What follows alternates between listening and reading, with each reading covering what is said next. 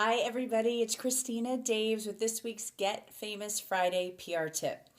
This week I want to talk about what you do with your media pitches if they're not accepted by the media or you don't hear back. Well, don't forget that's great content. Just like your content makes great media pitches.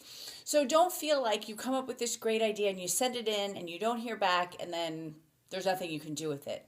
Always, any ideas you have, use them for media pitches, use them for content, use them for social media.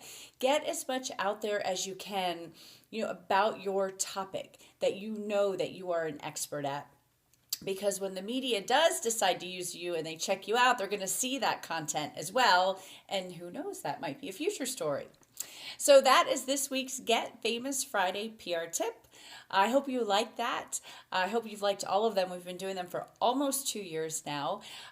But you can sum all of this up and learn so much more in our challenge.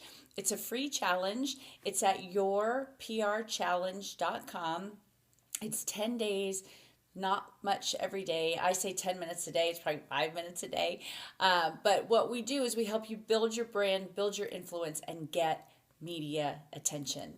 So YourPRchallenge.com, and I will see you there, and I'll see you in the media.